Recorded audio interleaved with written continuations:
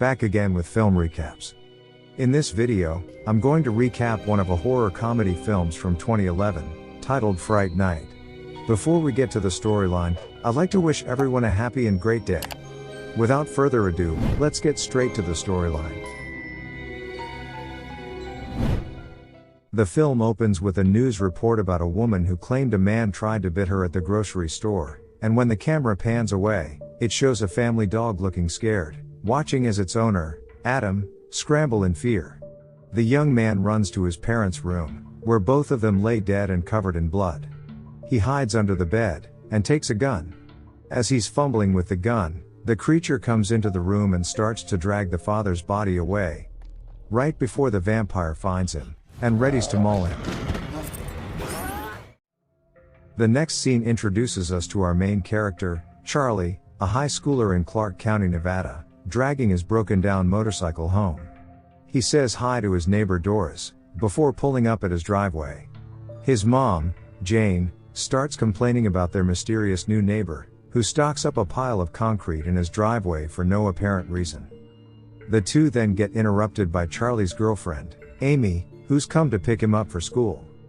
When Charlie's in class, the teacher takes the morning roll and several students are absent, including one of his best friends, Adam, who we learn has been killed at the beginning of the movie.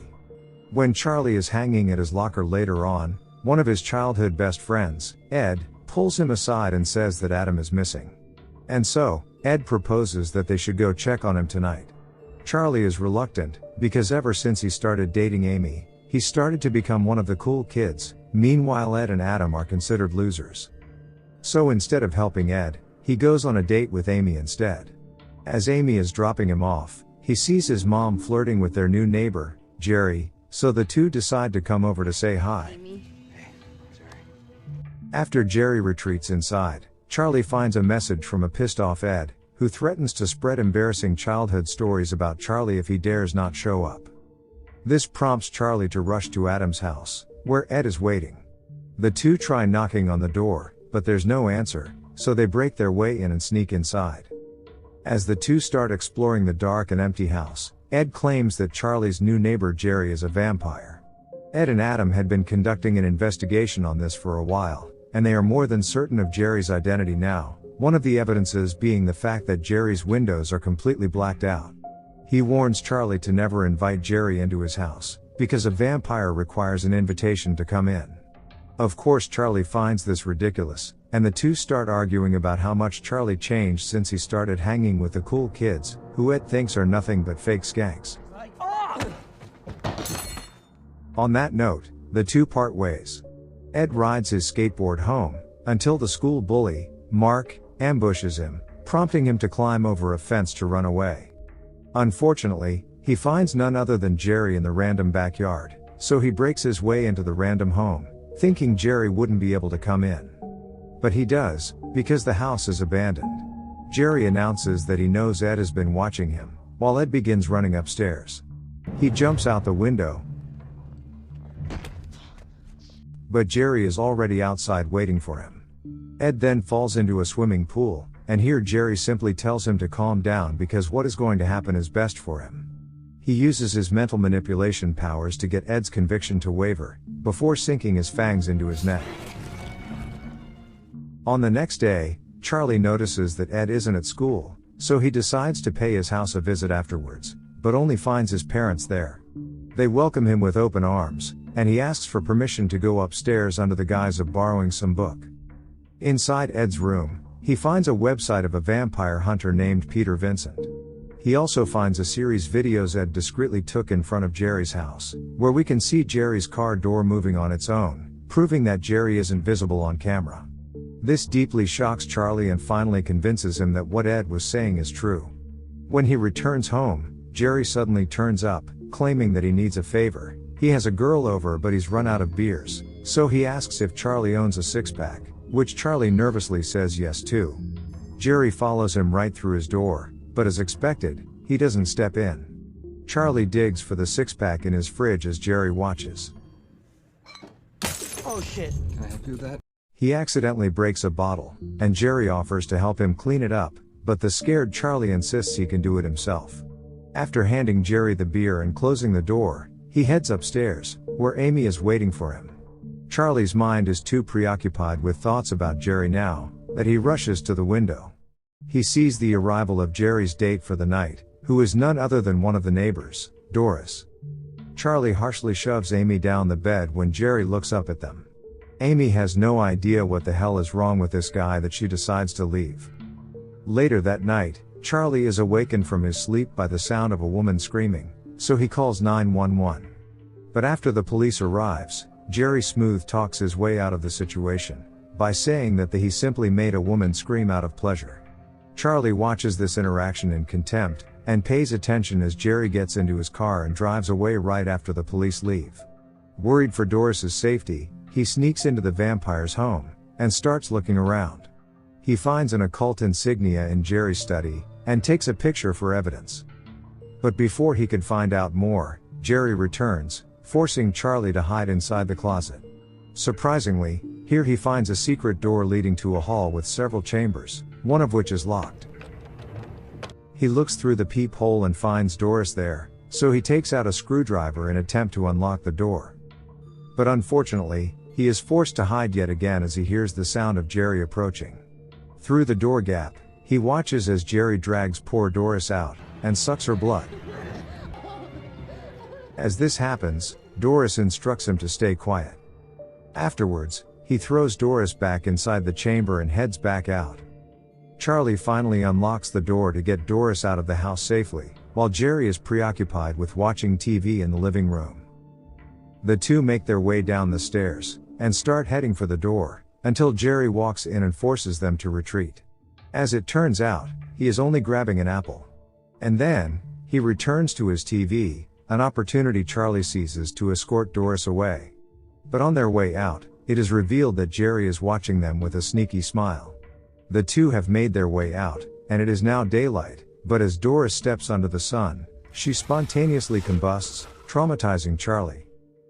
When he returns to the house, he warns his mom to stay away from Jerry, and to not ever invite him to their house, which confuses her. At school, he decides to research about a vampire hunter, whose website Ed kept open in his computer, Peter Vincent. He then proceeds to track the guy down, which leads him to the venue of a theatrical show the guy holds.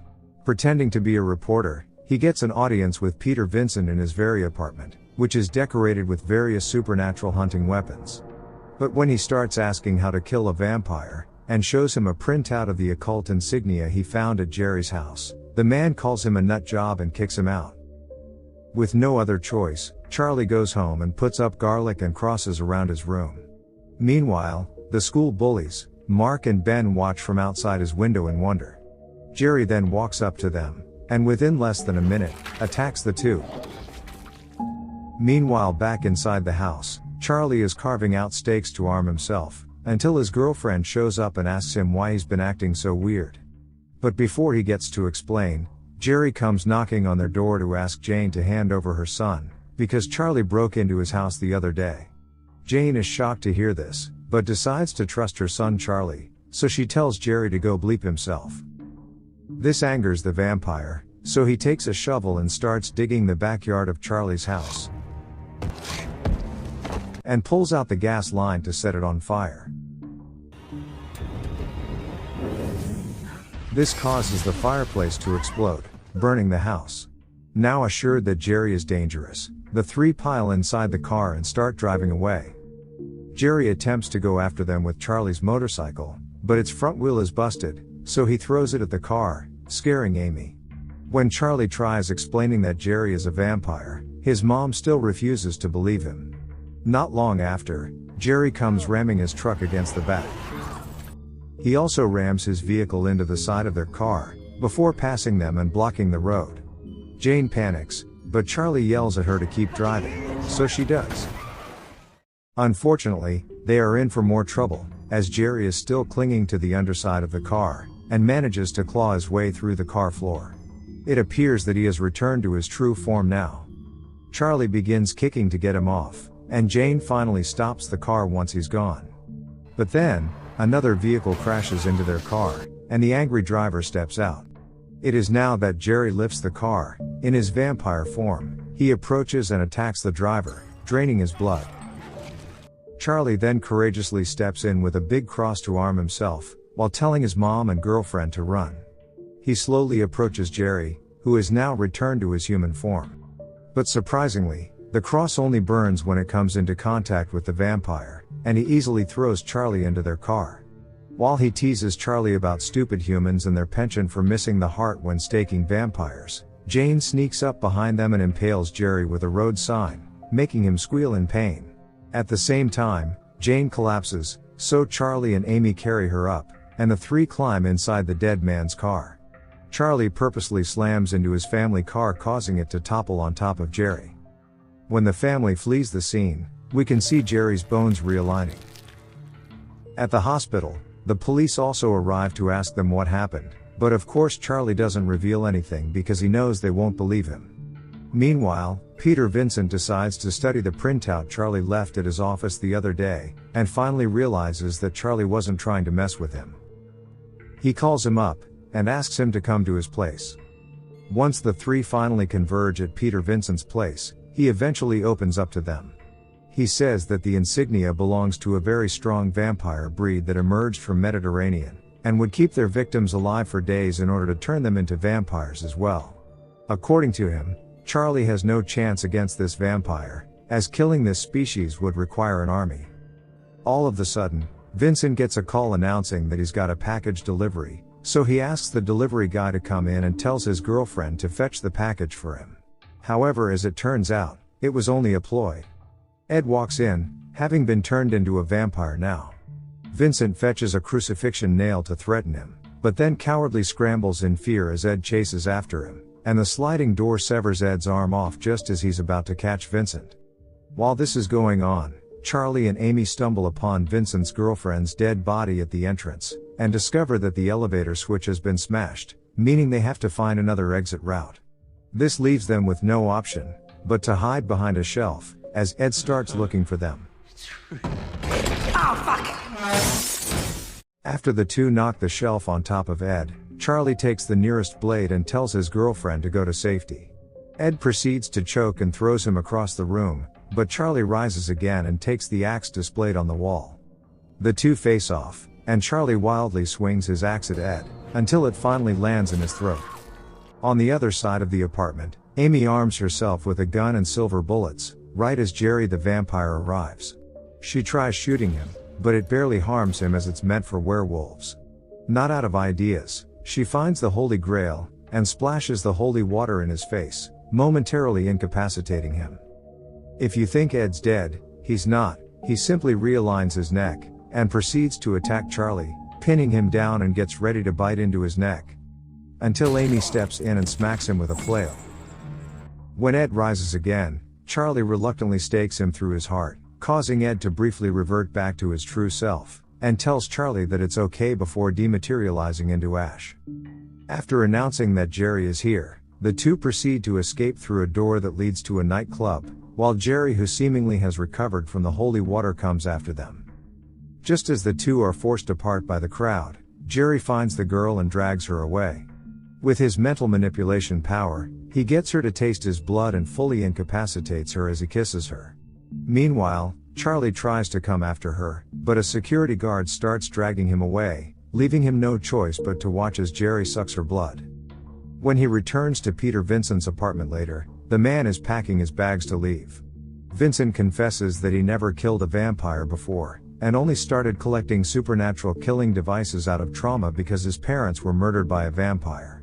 After hearing how Charlie vows to kill Jerry, he hands Charlie a special stake that is said to have the ability to turn a vampire's victims back into human when the OG vampire is staked. To add, he also informs Charlie that a vampire couldn't think straight when they're set on fire. Afterwards, Charlie heads to a thrift store, and purchases several items, including a crossbow. He gears up and heads to Jerry's house, making sure to break all the windows to let sunlight in. Charlie then finds Amy inside one of the chambers, but hears her get snatched away shortly before he gets to her. When he comes back out, he stumbles upon Peter Vincent, who is armed and has come to help him. Here they discover a floor trap under the chamber wherein Amy was held, and proceed to jump down. The two tread down the hall and walk past a door, but unbeknownst to them, Jerry is lurking behind them. He then snatches Peter off the ground, and Charlie tries shooting him, but Jerry catches the arrow. Up next, Jerry closes the door, locking Charlie away from him and Peter. Peter starts backing up while shooting Jerry, but bullets don't seem to stop him. At last, Jerry flicks a pebble at his forehead, causing him to bleed. It is now revealed that Jerry is not alone, and the young vampires that he bit start crawling out of the soil walls, attracted by the smell of blood. Meanwhile, on the other side of the basement, Charlie finds Amy, whose mind is now corrupted by the vampire. She pins Charlie down, while Peter begins shooting the young vampires with his special shotgun, but it jams after a couple of shots. As Amy takes out her fangs to bite Charlie, he stakes her, but missing the heart on purpose. Charlie then pries the door open, and as soon as he sees Peter is in trouble, he shoots the ceiling, creating little sunlight holes to save Peter. Jerry discovers that Peter has been bitten, seeing that he's starting to smoke in the sunlight, and is slowly turning into a vampire as well. Charlie's effort is not enough, as the young vampires, one of them being Mark the high school bully, corner the two, while Amy walks up to Jerry and starts kissing him passionately.